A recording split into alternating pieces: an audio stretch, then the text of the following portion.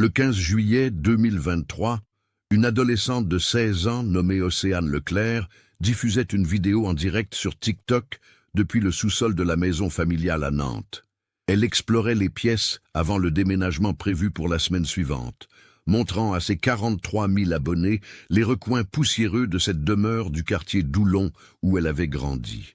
Personne n'aurait pu imaginer que cette diffusion apparemment banale allait résoudre l'une des disparitions les plus troublantes de la région nantaise. 16 ans plus tôt, 3 enfants avaient disparu sans laisser la moindre trace. Léa, Hugo et Chloé Fontaine, âgés respectivement de 8, 6 et 4 ans, s'étaient volatilisés un après-midi d'été. Malgré des recherches massives impliquant plus de 200 policiers et gendarmes, des chiens spécialisés, des plongeurs dans l'Erdre et la Loire et des milliers de bénévoles fouillant chaque centimètre carré du secteur, aucun indice n'avait jamais été retrouvé.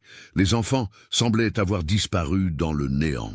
Jusqu'à ce qu'une caméra de smartphone, tenue par une adolescente insouciante, révèle accidentellement le secret que quelqu'un avait désespérément tenté d'enterrer pendant 16 longues années. Comment était-il possible que 3 enfants aient pu rester introuvables pendant tant de temps dans une zone pourtant scrutée avec acharnement? Et surtout, qui aurait pu commettre l'impensable tout en continuant à vivre une existence apparemment normale pendant près de 2 décennies? Avant de continuer avec cette histoire bouleversante, si vous appréciez les cas mystérieux réels comme celui-ci, abonnez-vous à la chaîne et activez les notifications pour ne manquer aucun nouveau cas. Maintenant, découvrons comment tout a commencé. Nantes, chef-lieu de la Loire-Atlantique, est une ville de plus de 300 000 habitants située au confluent de la Loire, de l'Erdre et de la Sèvre nantaise. En 2007, la ville connaissait une période de renouveau urbain, avec la transformation progressive de l'île de Nantes et le développement de nouveaux quartiers résidentiels. Le quartier de Doulon, situé dans l'est de la ville, était alors un secteur tranquille et familial, composé principalement de maisons individuelles avec jardin et de quelques petits immeubles. Les familles s'y connaissaient. Les enfants jouaient ensemble dans les rues calmes bordées d'arbres et la vie s'écoulait au rythme paisible d'une banlieue résidentielle ordinaire. La famille Fontaine incarnait parfaitement cette normalité rassurante. Mathieu Fontaine, 34 ans, travaillait comme technicien supérieur chez Airbus à Bouguenais, sur le site de l'aéroport Nantes-Atlantique. Aurélie, sa femme de 32 ans, était infirmière à l'hôpital Laennec, spécialisée en pédiatrie. Leurs 3 enfants représentaient leur fierté et leur bonheur. Léa, l'aînée de 8 ans, venait de terminer sa 2e année de primaire à l'école Jules Verne. C'était une fillette vive et curieuse, passionnée par les livres et les animaux. Hugo, 6 ans, était en grande section de maternelle. Énergique et sociable, il adorait le football et passait des heures à jouer dans le jardin. La petite Chloé, 4 ans, était la Benjamine adorée de la famille, une enfant joyeuse aux boucles châtain clair qui ne quittait jamais sa peluche préférée, un lapin en tissu bleu qu'elle appelait Caramel. Les Fontaines habitaient une maison mitoyenne de la rue Victor Hugo, une voie résidentielle typique du quartier bordée de pavillons construits dans les années 90. Leur maison, avec sa façade en briques rouges et son petit jardin fleuri, était identique à une dizaine d'autres sur la même rue. Le dimanche, Mathieu lavait sa Renault de Mégane gris métallisé garée devant le portail. Aurélie entretenait avec soin les rosiers qu'elle avait plantés le long de l'allée. Les enfants jouaient au badminton sur la pelouse ou faisaient du vélo sur le trottoir. Une vie banale, ordinaire, rassurante dans sa prévisibilité. Vincent Leclerc, le frère cadet d'Aurélie, vivait à seulement 3 kilomètres de là, dans une maison plus ancienne du quartier Malakoff. À 30 ans, Vincent travaillait comme dessinateur-projeteur dans un bureau d'études techniques spécialisé dans le bâtiment. Célibataire depuis sa séparation d'avec Mélanie Garnier 2 ans auparavant, ils partageaient la garde de leur fille unique, Océane, alors âgée de 3 ans. C'était un homme méticuleux, perfectionniste dans son travail, apprécié de ses collègues pour sa fiabilité et sa discrétion. Physiquement, Vincent était de taille moyenne, mince, avec des cheveux châtains toujours soigneusement coiffés et des lunettes à monture rectangulaire qui lui donnaient un air studieux. Les relations entre Vincent et sa sœur Aurélie avaient toujours été proches. Ayant perdu leurs parents dans un accident de voiture en 1999, alors qu'Aurélie avait 24 ans et Vincent 22 ans, ils s'étaient soutenus mutuellement pendant cette période douloureuse. Vincent était un oncle attentionné, toujours disponible pour garder ses neveux et nièces. Les enfants adoraient passer du temps chez lui, car il leur laissait regarder des dessins animés plus longtemps que leurs parents et leur préparait des crêpes au Nutella le mercredi après-midi. Sa maison, une bâtisse en pierre des années 30 avec un grand jardin en friche, était devenue un lieu d'aventure pour Léa, Hugo et Chloé, qui aimaient explorer le cabanon au fond du terrain et jouer à cache-cache dans les recoins poussiéreux du sous-sol. L'été 2007 s'annonçait particulièrement chaud. Les températures avaient dépassé les 30 degrés plusieurs jours consécutifs, et les familles nantaises cherchaient la fraîcheur où elles le pouvaient. Aurélie avait pris une semaine de congé en juillet pour s'occuper des enfants pendant les vacances scolaires, tandis que Mathieu continuait de travailler, profitant de ses congés annuels en août pour emmener toute la famille en Vendée, comme chaque année depuis la naissance de Léa. Le mardi 10 juillet 2007 était une journée caniculaire. Dès 7 heures du matin, le thermomètre affichait déjà 24 degrés. Aurélie avait préparé le petit déjeuner pour les enfants pendant que Mathieu se douchait avant de partir au travail. Léa avait réclamé des céréales chocolatées, Hugo voulait des tartines de confiture de fraises et Chloé, comme toujours, s'était contentée de tremper des biscuits dans son lait en tenant Caramel sur ses genoux. La routine matinale s'était déroulée normalement, avec les chamailleries habituelles entre les aînés et les rires de Chloé qui observait ses frères et sœurs avec amusement. Mathieu était parti au travail à 8h15, embrassant rapidement sa femme et ses enfants avant de monter dans sa voiture. Ce serait la dernière fois qu'il verrait ses 3 enfants vivants. Aurélie avait prévu d'emmener Léa, Hugo et Chloé à la piscine municipale de la Petite Amazonie dans l'après-midi. Mais la matinée promettait d'être longue sous cette chaleur étouffante. Vers 10h30, alors qu'elle finissait de ranger la cuisine et que les enfants se disputaient la télécommande du salon, son téléphone portable avait sonné. C'était Vincent. « Salut Aurélie, comment ça va? Il fait une de ces chaleurs, non? Écoute, je me disais que si tu voulais, je pourrais prendre les petits cet après-midi. J'ai un grand parasol dans le jardin et Océane serait ravie de jouer avec ses cousins. Ça te permettrait de te reposer un peu, tu as l'air épuisé en ce moment. » La voix de Vincent était chaleureuse, concernée. Aurélie avait hésité un instant. Elle appréciait ces moments avec ses enfants pendant ses congés, mais elle devait aussi reconnaître que l'idée d'un après-midi calme pour rattraper son retard de sommeil était tentante. Les semaines précédentes avaient été éprouvantes à l'hôpital, avec plusieurs enfants gravement malades dont elle s'était occupée et la chaleur n'arrangeait rien. « C'est gentil, Vincent, mais j'avais prévu de les emmener à la piscine. Tu es sûr que ça ne te dérange pas ?» Vincent avait insisté avec cette bienveillance fraternelle qu'elle connaissait bien. « Mais non, au contraire, Océane n'arrête pas de me demander quand elle reverra ses cousins. Et puis, avec cette chaleur, ils seront mieux dans mon jardin avec le parasol et la petite piscine gonflable. Je leur ferai des glaces maison comme ils aiment. Amène-les vers 14h si tu veux. » Aurélie avait accepté. Elle avait prévenu les enfants qui avaient explosé de joie, particulièrement Léa qui adorait s'occuper de sa petite cousine Océane. À 13h55, Aurélie avait chargé ses 3 enfants dans sa Citroën C3 bleue. Léa portait son maillot de bain à fleurs sous une robe légère. Hugo avait enfilé un short et un t-shirt de l'équipe de France de football, et Chloé serrait Caramel contre elle, vêtue d'une salopette rose. Le trajet jusqu'à chez Vincent avait duré 7 minutes. Aurélie s'était garée devant le portail vert de la maison de son frère, rue Arsène-Leloup, à 14h02 exactement. Elle se souvenait précisément de l'heure, car elle avait regardé l'horloge du tableau de bord en se garant, notant mentalement qu'elle avait quelques minutes d'avance. Vincent les attendait sur le perron, en bermuda beige et polo blanc, pieds nus dans des sandales. Océane se tenait à côté de lui, déjà en maillot de bain. Une petite fille aux cheveux blonds coupés au carré et aux yeux d'un bleu profond. Les 4 enfants s'étaient précipités vers le jardin, tandis qu'Aurélie donnait les dernières instructions à son frère. Leurs affaires de bain sont dans le sac. Léa doit mettre de la crème solaire toutes les 2 heures. Elle brûle facilement. Hugo peut manger un goûter vers 16 heures. Il y a des compotes et des gâteaux dans le sac. Chloé ne doit pas boire trop vite quand elle a chaud, sinon elle a mal au ventre. Et surtout, ne les laisse pas jouer près du cabanon. Il y a des outils rouillés là-bas.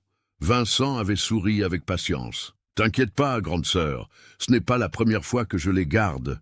File te reposer, tu as une mine de papier mâché. » Aurélie l'avait embrassé sur la joue, avait crié un dernier « Soyez sages les enfants » dans le jardin, puis était remontée dans sa voiture. En repartant, elle avait jeté un dernier coup d'œil dans le rétroviseur et avait vu Vincent refermer le portail derrière elle. Il était 14h07. C'était la dernière fois qu'elle verrait ses enfants. Le reste de l'après-midi s'était écoulé paisiblement pour Aurélie. Elle avait fait quelques courses à l'hypermarché de Doulon, était rentrée ranger les provisions, avait regardé les informations à la télévision tout en pliant du linge. Vers 17h45, elle avait appelé Vincent pour savoir si elle pouvait venir récupérer les enfants. Le téléphone avait sonné longuement avant que son frère ne décroche, la voix légèrement essoufflée. « Salut !»« Oui, bien sûr. Tu peux venir quand tu veux.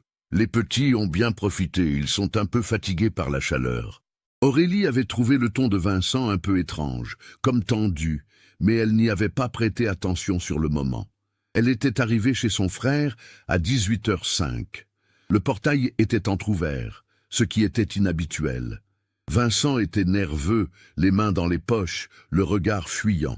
Avant même qu'Aurélie ne pose la question, il avait lâché d'une voix tremblante. « Aurélie, je ne sais pas comment te dire ça. Les enfants, ils ont disparu. Je les ai cherchés partout, je ne les trouve plus. J'étais rentré dans la maison pour préparer le goûter, et quand je suis ressorti, ils n'étaient plus dans le jardin. Ça fait plus d'1 heure que je les cherche. » Le monde d'Aurélie s'était effondré en une fraction de seconde. Elle s'était précipitée dans le jardin en hurlant les prénoms de ses enfants. « Léa, Hugo, Chloé !» Vincent l'avait suivi, répétant qu'il avait déjà fouillé partout, le jardin, le cabanon, la maison, le garage. Aurélie avait composé le 17 sur son portable avec des doigts tremblants. Les secours étaient arrivés 18 minutes plus tard. À 18h32, le commissariat central de Nantes était alerté d'une disparition inquiétante de 3 mineurs. Le brigadier-chef Laurent Dumas et l'officier de police judiciaire Caroline Sevestre étaient les premiers policiers arrivés sur place à 18h47. Ils avaient immédiatement sécurisé le périmètre et commencé les premières vérifications. Vincent avait raconté sa version des faits avec ce qui semblait être une sincérité absolue. Il avait laissé les 4 enfants jouer dans la petite piscine gonflable installée sous le parasol vers 15 heures. Océane était avec ses cousins. Lui-même était resté sur une chaise longue à les surveiller tout en lisant le journal. Vers 16h15, il était rentré dans la maison pour préparer le goûter. Il avait coupé des fruits, sorti des biscuits, préparé du sirop à la menthe. Cela lui avait pris environ 15 minutes. Quand il était ressorti à 16h30, Océane était seule dans le jardin, jouant avec des figurines en plastique sur la terrasse. Il lui avait demandé où étaient ses cousins. La petite fille de 3 ans avait répondu qu'ils étaient partis jouer à cache-cache. Vincent avait d'abord pensé qu'ils se cachaient dans le jardin. Il avait appelé, cherché derrière les buissons, dans le cabanon, derrière le tas de bois. Rien. Il avait ensuite fouillé toute la maison, pièce par pièce. Les enfants adoraient se cacher, mais jamais ils ne restaient silencieux aussi longtemps.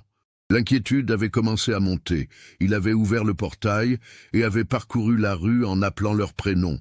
Aucune trace. Les voisins qu'il avait interrogés n'avaient rien vu. Il était alors 17 heures passées.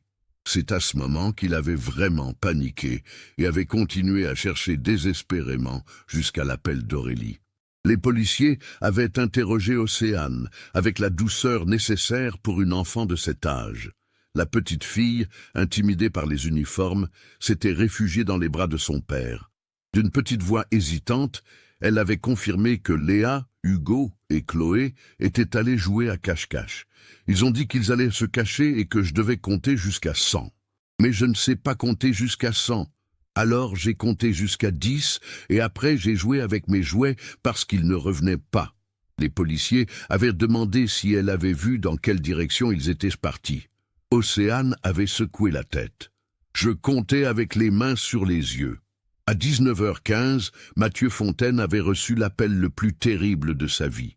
Il avait quitté immédiatement le site d'Airbus et était arrivé chez Vincent 27 minutes plus tard, ayant traversé Nantes à une vitesse dangereuse. Le dispositif de recherche s'était massivement déployé. Le commissaire divisionnaire Philippe Arnaud avait pris personnellement la direction des opérations. À 20h, plus de 40 policiers et gendarmes ratissaient le secteur. Des équipes cynophiles, avec des chiens spécialisés dans la recherche de personnes, avaient été déployées. Les maîtres chiens avaient fait sentir aux animaux des vêtements appartenant aux enfants Fontaine. Les chiens avaient suivi une piste depuis le jardin de Vincent jusqu'au portail, puis l'avaient perdu au niveau du trottoir, comme si les enfants étaient montés dans un véhicule. Les premières 72 heures d'une disparition d'enfants sont cruciales. Les statistiques le montrent impitoyablement. Passé ce délai, les chances de retrouver les disparus vivants diminuent drastiquement. Les enquêteurs le savaient. Les parents Fontaine aussi, même s'ils refusaient d'y croire. Le mercredi 11 juillet au matin, le dispositif de recherche avait encore été amplifié. Plus de 200 personnes participaient aux battues, policiers, gendarmes, pompiers, mais aussi des centaines de bénévoles, voisins, collègues de Mathieu et d'Aurélie, parents d'élèves de l'école Jules Verne. Des hélicoptères survolaient Nantes et ses environs. Des plongeurs exploraient l'Erdre et les bassins du canal de Nantes à Brest. Chaque jardin, chaque cave, chaque garage du quartier était méthodiquement inspecté. La capitaine Sandrine Marchand, trentenaire dynamique aux cheveux courts et au regard perçant, avait été désignée comme officier responsable de l'enquête. Spécialisée dans les affaires de mineurs en danger, elle avait déjà géré plusieurs dossiers de disparition, dont certains s'étaient malheureusement conclus tragiquement. Son expérience lui dictait de suivre plusieurs pistes simultanément. La première, statistiquement la plus probable, concernait l'entourage familial. Dans 80% des disparitions d'enfants, un membre de la famille ou un proche est impliqué. Vincent Leclerc avait été longuement interrogé au commissariat le mercredi matin. Il avait répété son témoignage avec une cohérence troublante. Trop cohérente, pensait Sandrine Marchand. Les gens vraiment innocents ont tendance à se contredire sur les détails mineurs, car la mémoire sous stress n'est pas fiable. Vincent, lui, ne variait pas d'1 millimètre dans sa chronologie. Il avait accepté, sans broncher, de fournir ses empreintes digitales et un échantillon d'ADN. Une perquisition complète de sa maison avait été effectuée. Les techniciens de l'identité judiciaire avaient passé chaque centimètre carré au peigne fin, prélevant des échantillons, photographiant chaque pièce, examinant le moindre recoin. Le jardin avait été fouillé avec des sondes et un géoradar pour détecter d'éventuels mouvements de terre récents. Le sous-sol, particulièrement sombre et encombré de cartons, d'outils et de vieux meubles, avait été entièrement vidé et inspecté. Rien, aucune trace de lutte, aucun indice de violence, aucun signe que les 3 enfants avaient été retenus ou blessés dans cette maison. Les voisins de la rue Arsène-Leloup avaient été systématiquement interrogés. Madame Girard, une retraitée de 68 ans vivant juste en face de chez Vincent, avait déclaré qu'elle avait effectivement vu les enfants Fontaine arriver vers 14 heures. Elle se souvenait de Chloé avec sa peluche lapin. Mais ensuite, elle avait regardé la télévision et n'avait plus prêté attention à ce qui se passait dehors. Monsieur Beaumont, qui habitait 3 maisons plus loin, affirmait avoir tondu sa pelouse entre 16h et 17h. Il n'avait remarqué aucun véhicule suspect, aucun mouvement inhabituel. La rue était calme, comme d'habitude un mardi après-midi d'été. Les caméras de surveillance du quartier avaient été épluchées. Il y en avait peu à cette époque dans ce secteur résidentiel. Une supérette disposait d'une caméra orientée vers son parking, à 400 mètres de chez Vincent. Les images montraient le trafic habituel, mais aucun véhicule suspect transportant des enfants n'avait été identifié. Les péages autoroutiers, les gares, l'aéroport avaient été alertés. Des photos de Léa, Hugo et Chloé avaient été diffusées massivement dans les médias. Le numéro vert dédié à l'enquête recevait des dizaines d'appels par jour, mais aucun ne menait à une piste concrète. Mathieu et Aurélie Fontaine vivaient un cauchemar éveillé. Leur maison de la rue Victor-Hugo était devenue le centre d'une attention médiatique intense qu'ils n'avaient jamais demandée. Des journalistes campaient devant leur portail. Des équipes de télévision sollicitaient des interviews. Le jeudi 12 juillet, ils avaient accepté de participer à un appel à témoins diffusé au journal télévisé de 20h sur France 2. Aurélie, le visage ravagé par les larmes et l'insomnie, avait supplié quiconque savait quelque chose de se manifester. Mes bébés ont 8, 6 et 4 ans. Ils ont besoin de leurs médicaments, de leurs repères, de leur maman. Si quelqu'un les a vus, si quelqu'un sait où ils sont, je vous en supplie, contactez la police. Nous ne vous en voudrons pas, nous voulons juste qu'ils reviennent. Mathieu, tenant la main de sa femme, était resté silencieux, la mâchoire serrée, les yeux rougis. Vincent avait également participé à cet appel. Il avait regardé la caméra avec une intensité déchirante et avait déclaré « Je me sens terriblement responsable. J'aurais dû mieux les surveiller. Je m'en veux chaque seconde. Léa, Hugo, Chloé, si vous m'entendez, si quelqu'un vous retient, sachez que toute votre famille vous cherche. Nous ne vous abandonnerons jamais. » Sa voix s'était brisée sur les derniers mots. La France entière avait été émue par ces images. Comment ne pas l'être face à 3 enfants disparus et à une famille détruite? Mais la capitaine Marchand gardait son professionnalisme intact. Elle avait noté que Vincent Leclerc avait pleuré devant les caméras, mais qu'aucune larme n'avait réellement coulé. Les gens sous le choc peuvent avoir du mal à pleurer, certes, mais quelque chose la dérangeait dans l'attitude de cet oncle, apparemment dévasté. Elle avait ordonné une surveillance discrète de ses déplacements et de ses communications téléphoniques. Pendant 2 semaines, Vincent avait été suivi. Il allait travailler, rentrer chez lui, s'occupait de sa fille. Rien de suspect. Ses relevés téléphoniques ne montraient aucun contact inhabituel. Une autre piste avait été explorée, celle d'un enlèvement par un prédateur sexuel. Le fichier des délinquants sexuels connus avait été passé au crible. Tous les individus résidant dans un rayon de 50 km autour de Nantes et ayant des antécédents pour des faits concernant des mineurs avaient été contrôlés et interrogés. Leurs emplois du temps, le 10 juillet, avaient été vérifiés. Aucune piste sérieuse n'avait émergé.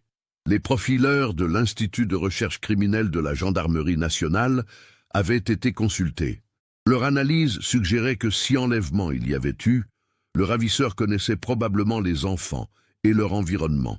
Un inconnu aurait eu du mal à attirer 3 enfants simultanément sans que cela alerte les voisins ou laisse des traces. Le mois de juillet s'était achevé sans aucune avancée. Août était arrivé. Les médias commençaient à espacer leur couverture du cas. D'autres actualités prenaient le relais. Mais pour Mathieu et Aurélie Fontaine, chaque jour était une torture. Comment continuer à vivre normalement quand vos 3 enfants ont disparu? Comment aller travailler, faire les courses, dormir, quand vous ne savez pas si vos petits sont vivants ou morts, affamés ou blessés, terrorisés ou... Le cerveau se protège en refusant d'imaginer le pire. Mais le pire s'impose quand même, la nuit dans les cauchemars.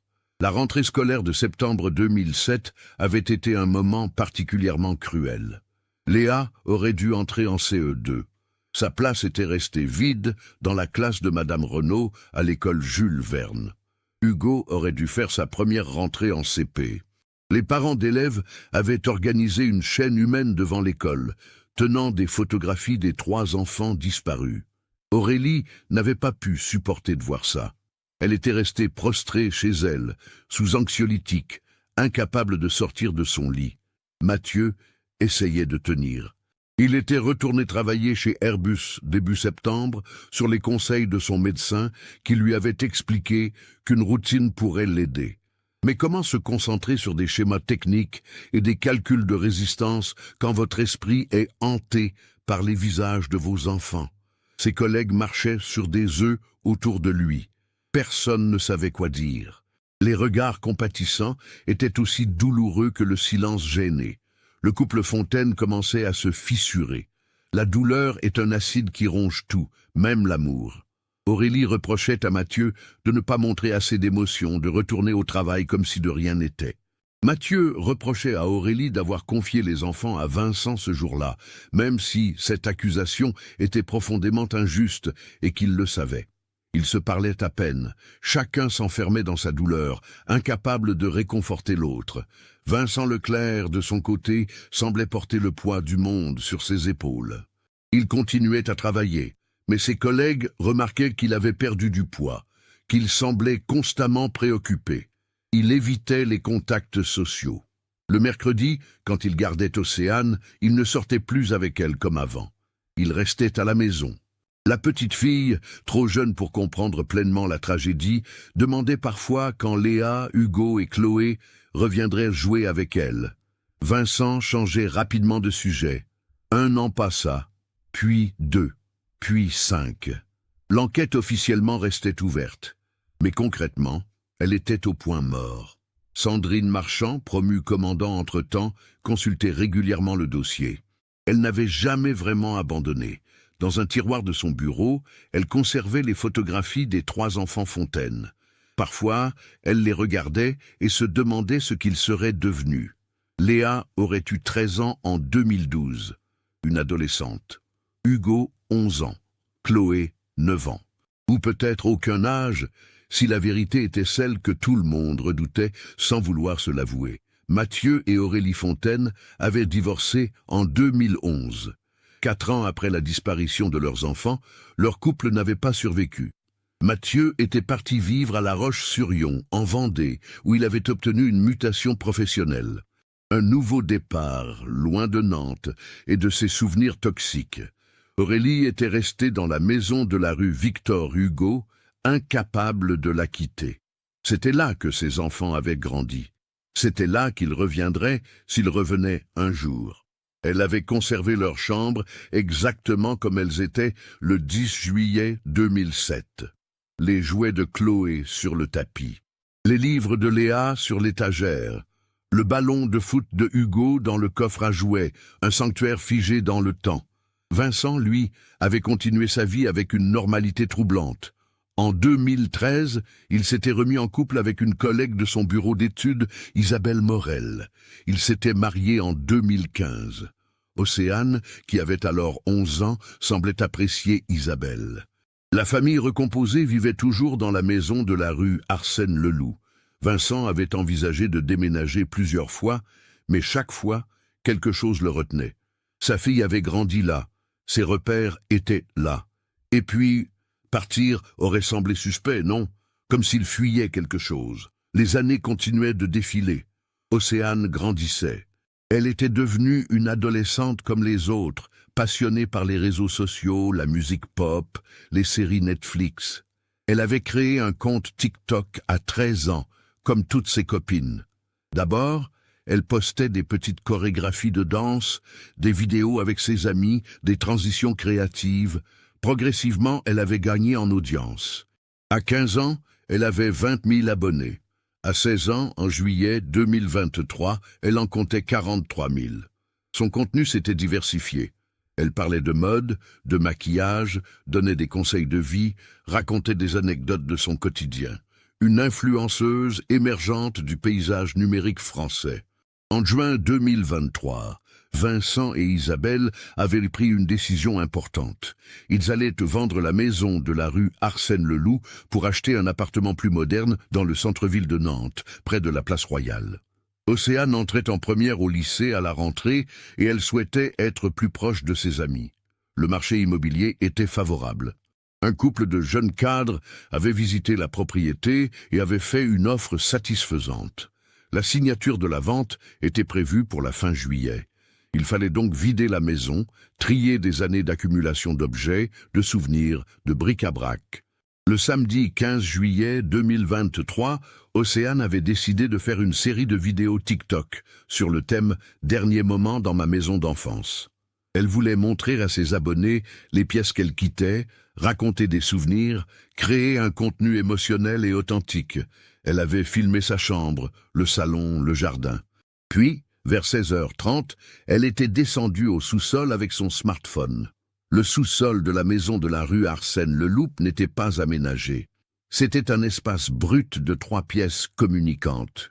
Un grand espace central d'environ 40 mètres carrés qui servait de débarras. Une petite buanderie avec un vieux lave-linge et un chauffe-eau et une cave à vin minuscule où Vincent stockait quelques bouteilles. Les murs étaient en pierre apparente, le sol en béton irrégulier. Le plafond bas était traversé de tuyaux et de câbles électriques apparents.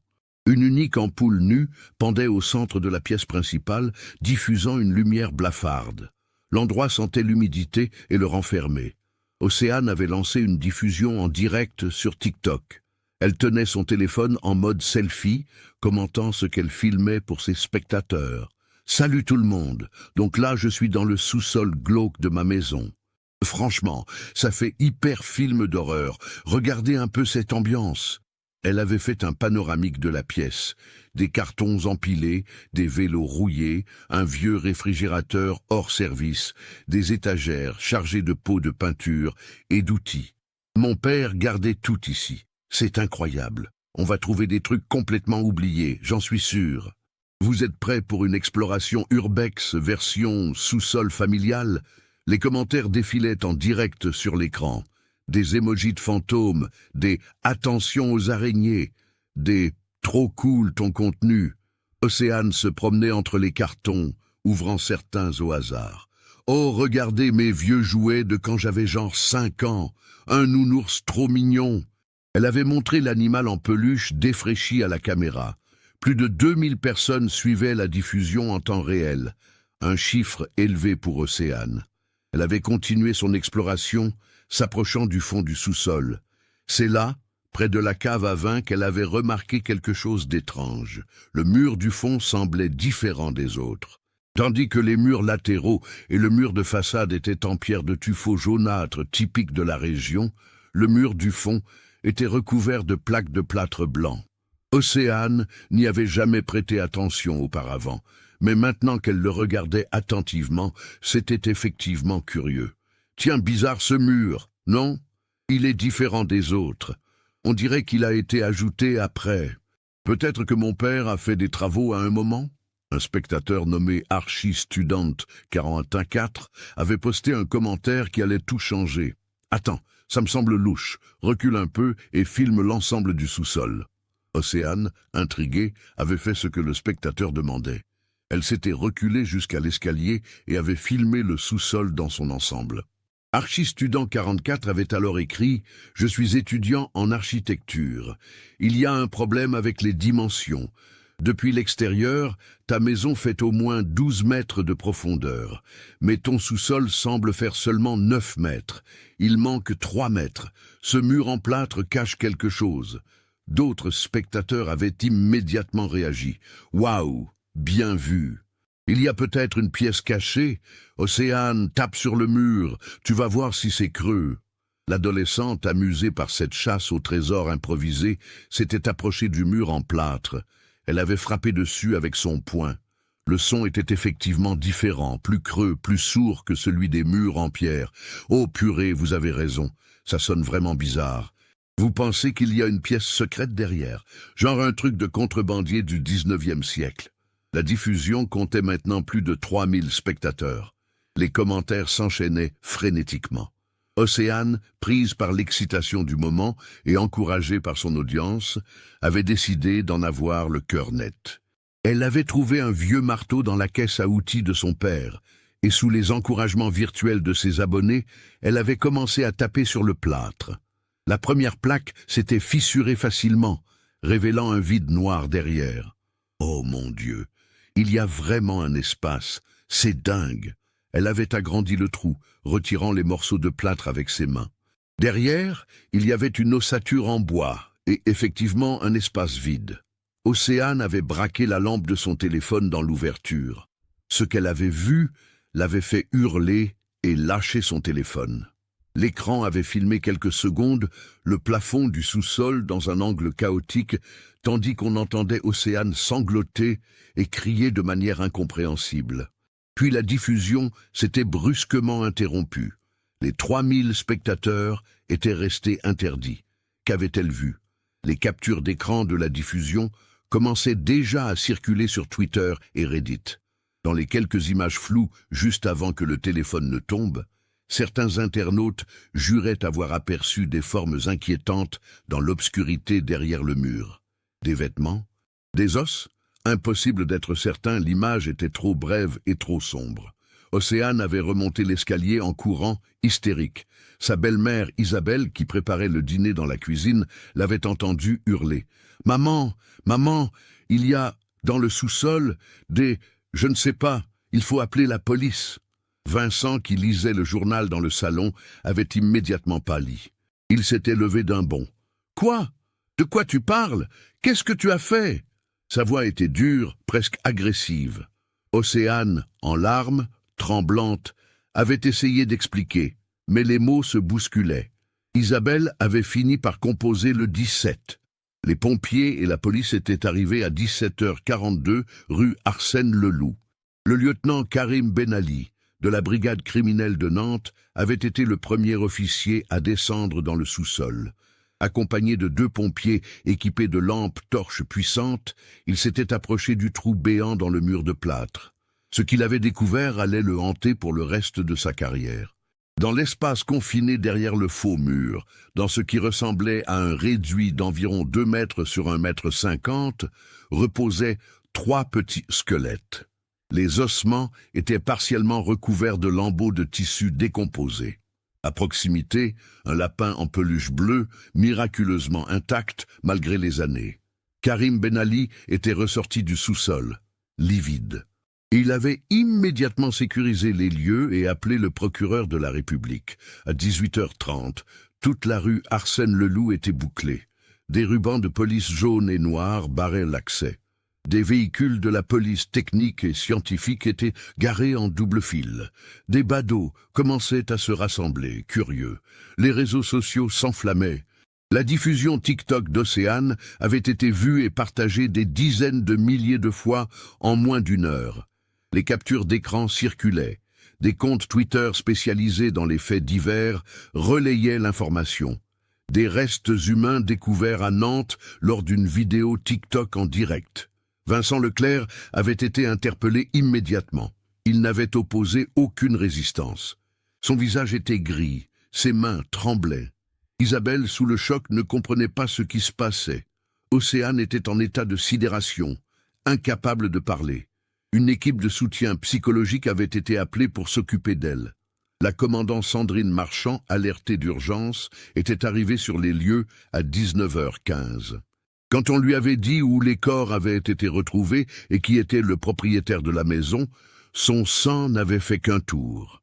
Elle avait immédiatement fait le lien avec le dossier qui ne l'avait jamais vraiment quitté. Les 3 enfants Fontaine. 16 ans. 16 putains d'années que ces enfants étaient là, à moins de 5 mètres de l'endroit où les enquêteurs avaient fouillé en 2007. L'autopsie des restes avait été confiée au médecin légiste en chef, le docteur Franck Delorme. Les analyses ADN avaient confirmé sans ambiguïté ce que tout le monde redoutait. Il s'agissait bien de Léa, Hugo et Chloé Fontaine. Les experts avaient déterminé que les corps étaient là depuis 16 ans environ, cohérents avec la date de leur disparition. Aucune trace de traumatisme violent n'avait été détectée sur les ossements.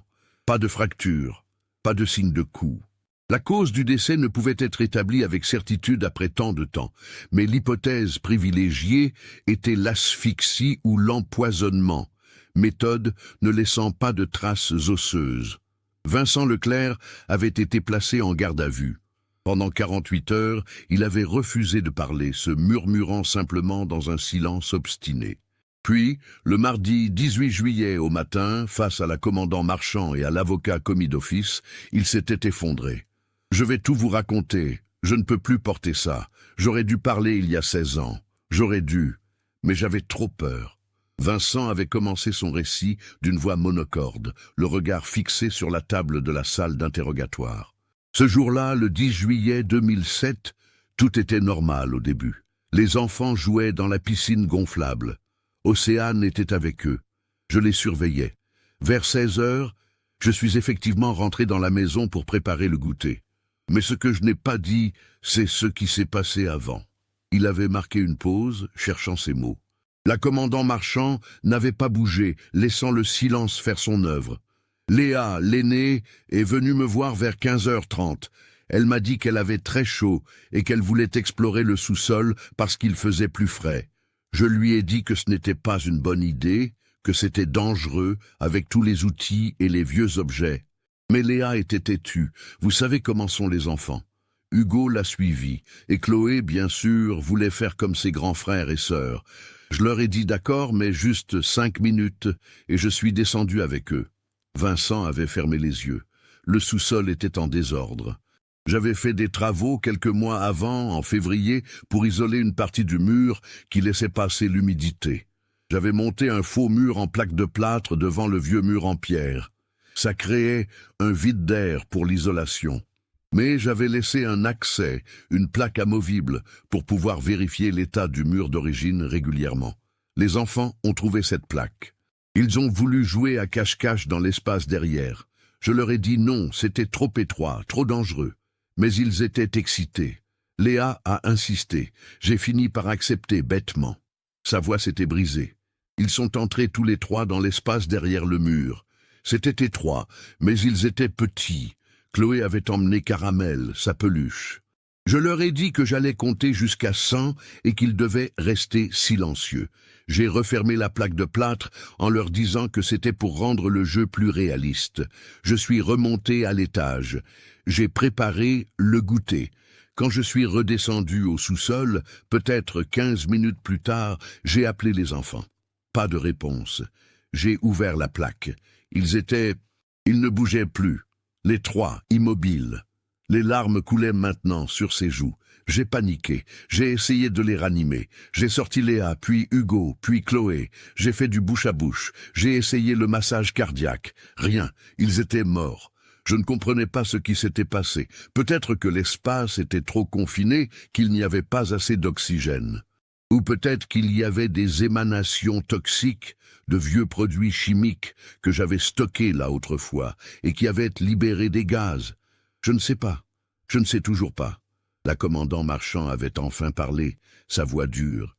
Et vous n'avez pas appelé les secours. Vous n'avez pas essayé de les sauver. Vincent avait secoué la tête frénétiquement. Je sais que c'est ce que j'aurais dû faire. Mais j'étais dans un état de panique absolue. Je me suis dit que c'était ma faute, que j'avais tué les enfants de ma sœur, que j'irais en prison, que je perdrais Océane. Ma fille n'avait que 3 ans. Elle avait besoin de son père. J'ai pris la pire décision de ma vie. Il avait continué son récit glaçant. J'ai remis les corps dans l'espace derrière le mur.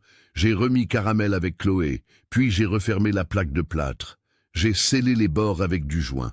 En moins d'1 heure, c'était fait. Le mur avait l'air normal. Personne ne pouvait savoir. J'ai nettoyé le sous-sol. J'ai remonté tous les cartons pour masquer le mur du fond. Puis, je suis remonté. Océane jouait toujours dans le jardin. Elle n'avait rien remarqué. Je lui ai demandé où étaient tous ses cousins et je lui ai dit de répondre qu'ils étaient partis jouer à cache-cache si quelqu'un lui posait la question. Elle avait 3 ans. Elle a répété ce que je lui disais sans comprendre. Ensuite, j'ai attendu. J'ai fait semblant de les chercher. J'ai ouvert le portail, j'ai crié leur nom dans la rue. J'ai interrogé les voisins. Et quand Aurélie a appelé, j'ai joué le rôle de l'oncle paniqué. Quand la police est arrivée, j'ai continué à mentir. Je mentais à ma sœur, à Mathieu, aux enquêteurs, à tout le monde, chaque jour pendant 16 ans. La commandant Marchand l'avait fixé avec un mélange de dégoût et d'incrédulité. Vous avez laissé vos propres neveux morts dans votre sous-sol pendant 16 ans. Vous avez regardé votre sœur se détruire. Vous avez laissé des enquêteurs mobiliser des centaines de personnes pour chercher des enfants que vous saviez morts. Vous avez vécu normalement. Vous vous êtes mariés. Vous avez continué votre vie au-dessus de leur corps. Vincent n'avait rien répondu. Que pouvait-il dire? Aucune justification n'était possible, aucune excuse n'était recevable. L'information de l'arrestation de Vincent Leclerc et de la découverte des corps des enfants Fontaine avait déferlé dans les médias comme un tsunami. Les chaînes d'information continues avaient diffusé l'histoire en boucle. Les journaux titraient « L'horreur cachée pendant 16 ans à Nantes » ou « TikTok révèle le secret macabre d'un oncle meurtrier ». Car même si Vincent affirmait qu'il s'agissait d'un accident, le fait d'avoir dissimulé les corps et menti pendant tant d'années constituait des crimes graves. Non-assistance à personne en danger, dissimulation de cadavres, entrave à la justice. Le parquet avait requis une mise en examen pour homicides involontaires aggravés. Aurélie Fontaine avait appris la nouvelle par un appel de la commandant Marchand le 17 juillet au soir. Elle était effondrée dans son salon quand les enquêteurs étaient venus la voir pour lui confirmer officiellement que les restes retrouvés étaient ceux de ses enfants. 16 ans d'espoir, aussi ténus soient-ils, s'évanouissaient en une seconde. Mais avec la douleur venait aussi une forme terrible de soulagement.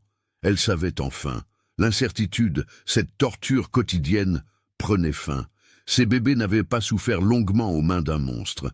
Ils n'avaient pas été torturés, violés, terrorisés pendant des jours. C'était un accident stupide, une erreur tragique, aggravée par la lâcheté criminelle de son propre frère. Mathieu était revenu de Vendée immédiatement. Lui et Aurélie s'étaient retrouvés pour la première fois depuis des années, unis dans la douleur. Ils avaient organisé ensemble les funérailles de Léa, Hugo et Chloé. Le 26 juillet 2023, une cérémonie avait eu lieu à la cathédrale de Nantes. Des centaines de personnes étaient venues rendre hommage aux 3 enfants. Des inconnus qui avaient suivi l'affaire depuis 16 ans. Des collègues de Mathieu et Aurélie, des enseignants de l'école Jules Verne, des bénévoles qui avaient participé aux recherches en 2007. 3 petits cercueils blancs, des gerbes de fleurs blanches et roses, des sanglots étouffés dans l'assemblée. Océane Leclerc, elle, vivait un cauchemar psychologique. Elle avait découvert que son père avait caché les corps de ses cousins pendant toute sa vie. Elle était celle qui avait révélé la vérité, involontairement, par une simple vidéo TikTok. Sa diffusion, qui devait être un moment léger et nostalgique, était devenue le centre de l'une des affaires criminelles les plus médiatisées de France. Elle avait dû supprimer tous ses comptes de réseaux sociaux, submergée par les messages d'inconnus, les journalistes qui la harcelaient, les gens qui la félicitaient d'avoir révélé la vérité sans comprendre qu'elle n'avait rien fait intentionnellement et qu'elle était elle-même victime. Sa belle-mère Isabelle, sous le choc, avait demandé le divorce. La maison de la rue Arsène-Leloup, évidemment, ne serait jamais vendue. Qui voudrait acheter la maison de l'horreur de Nantes? Le procès de Vincent Leclerc s'était tenu en mars 2024 devant la cour d'assises de Loire-Atlantique. L'accusation était représentée par l'avocat général Pierre-Henri Lecomte, un magistrat réputé pour sa rigueur. La défense était assurée par maître Sylvie Blanchard, une avocate pénaliste connue, qui avait tenté l'impossible, expliquer l'inexplicable. Pendant 5 jours, les témoignages s'étaient succédé.